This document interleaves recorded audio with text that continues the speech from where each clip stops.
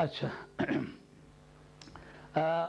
I'm not properly English speaker person, but I have learned it just to feed my community the Islamic information. Because being a Muslim scholar, it is my duty to communicate my message in any language I know. Orthodoxy, the proper and accurate ideology is called orthodoxy. Orthodoxy is Ahlus Sunnah Wal Jamaah.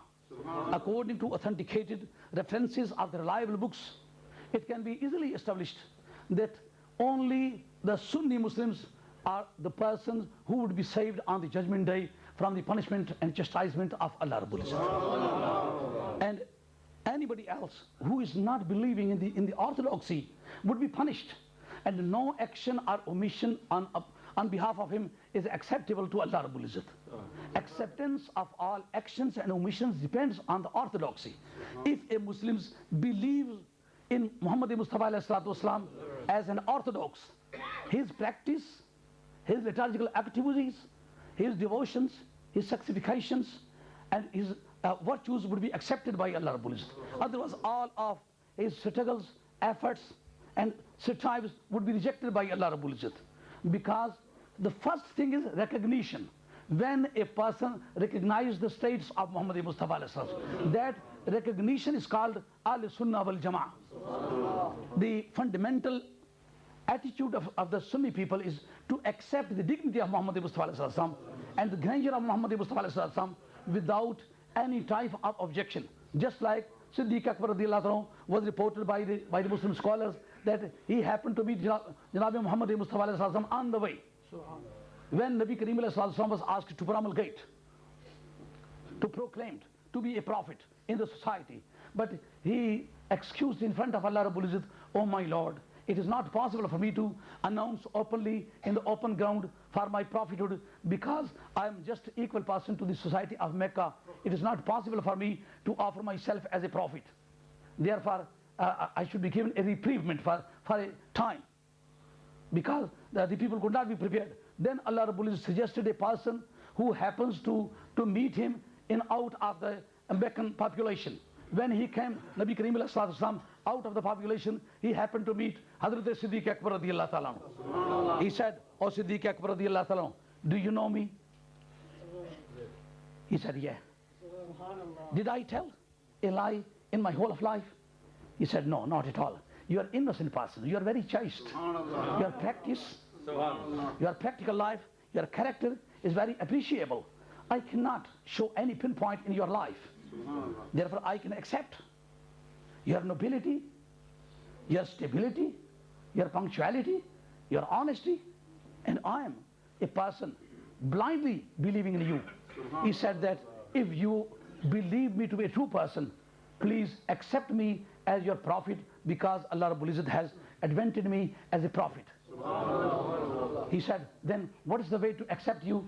He said, "To pronounce Kalima Sharif, La ilaha illallah, Muhammad Rasulullah." Accordingly, Hazrat Siddiq Akbar radiallahu pronounced Kalima Sharif in front of Muhammad Mustafa ﷺ. Then he asked him to authenticate his prophethood in the light of the arguments. His prophethood should be reasoned. Then Nabi Kareem ﷺ referred to a dream had by Siddiq Akbar radiallahu anhu during his journey to Syria. Once upon a time, Hazrat Siddiq Akbar radiallahu anhu was traveling to Syria on a trading enterprise. And during the journey, he had a dream that a moon, crescent moon, fell down in his lap. And when he woke up, he went to a person who was one of the best interpreter of the dreams. And he was a Christian scholar. When he approached him, he told the dream.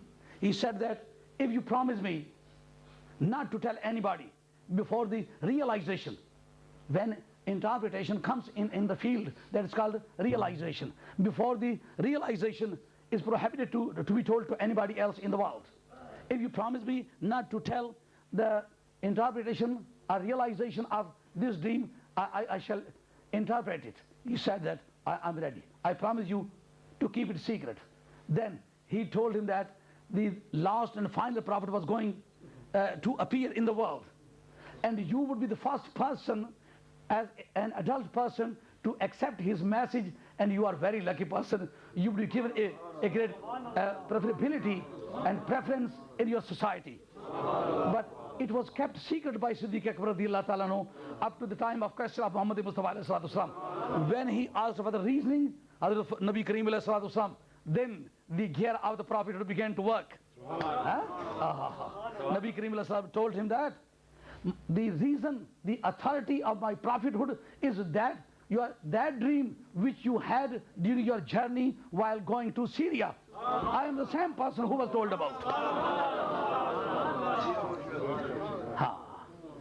The first step of life in front of Siddiq Akbar radiallahu ta'ala anhu was taken as a clairvoyant. The Ghaibdan person is called clairvoyant. C-L-A-I-R, clear, V-O-Y-A-N-T, clairvoyant. This is a biblical science, word of biblical sciences. Just like engineering, pre-engineering, medical, pre-medical. In the same way, there is Islamic and pre-Islamic language. This is pre-Islamic language. The person who knows unseen secret is called clairvoyant. Since the first step of Hazrat Siddiq Akbar radiallahu ta'ala anhu is Islamic word, was as a believing person in the clairvoyance of Muhammad Mustafa alayhi salatu wasalam. This is why he never hesitated. He never hesitated to accept the clairvoyance or knowledge of unseen secret of Muhammad Mustafa alayhi salatu wasalam. Then his life began. Nabi Kareem alayhi salatu wasalam always recorded the nobility and eminence and matchlessness of Siddiq Akbar radiallahu ta'ala anhu. He announced in front of the companions that you are the persons, you always argued me, you always asked the authority for the authenticity of the prophethood, but this is all alone person. This is all alone person who accepted me without any reasoning, without any authority. So here one can establish that Sunni people are with the attitude of Siddiq Akbar radiallahu anhu. He firstly accepted, and then he wanted to authenticate. Then he wanted Nabi Kareem alayhi salatu to establish the prophethood. But before the establishment, before the quotation of any regulation, he accepted the prophethood of Muhammad Mustafa alayhi salatu. Then he asked him to rationalize. Rationalization was afterwards, but the acceptance by Siddiq Akbar radiallahu anhu was first.